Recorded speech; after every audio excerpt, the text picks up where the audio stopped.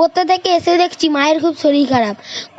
কোনো মায়েদের শরীর খারাপ হলে তাদের বাচ্চার কি মন ভালো যায় রে? তাই বাবা ডিউটি থেকে এসে রাতের খাওয়া ম্যাগি ঝটপট করে বানিয়ে দিল। তাই মাকে ঘুম থেকে উঠিয়ে ম্যাগিটা খাওয়াচ্ছি। দেখুন, মা খেতে চাইছে না, তবুও আমি জোর করে খাওয়াচ্ছি।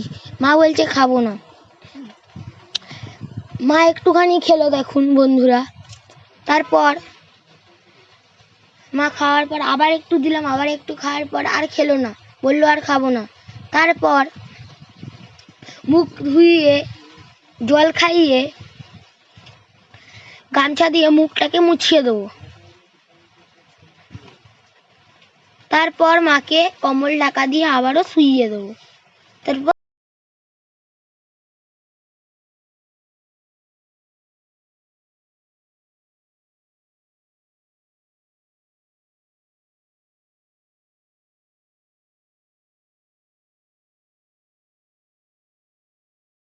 সকালবেলা ঘুম থেকে উঠে মাকে চেয়ারে বসিয়ে বিছনাটা গুছিয়ে নেবো। দেখুন, আগে বালিশগুলো গুছিয়ে নিচ্ছি, তারপর চাদরটা গোছাবো। বালিশগুলো থাক করে নিচ্ছি আগে।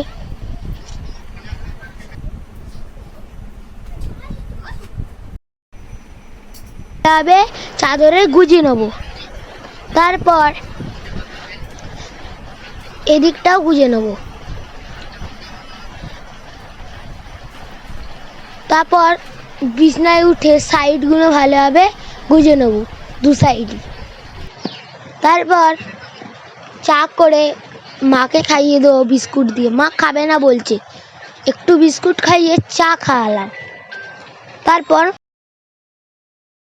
বিছানাটা গোছানোর পর মাকে শুইয়ে দিয়ে ওষুধ খাইয়ে দেবো। মাকে উঠিয়ে ওষুধটা খাইয়ে দিচ্ছি। তারপর মায়ের মুখে জলটা দিয়ে দিচ্ছি, ওষুধটা খাওয়াবো বলে। জলটা দেওয়ার পর ওষুধটা দিয়ে দেবো। মাকে আবার একটু জল দিলাম। তারপর মা বলল পাটা টিপে দিতে, তারপর পাটা টিপে দেবো। তোমরাও কিভাবে মাকে সেবা করো আমি সেবা করতে থাকি, তোমরা ভিডিওটা শেয়ার এবং সাবস্ক্রাইব করে দেবে। বাই বন্ধুরা, ভালো থেকো।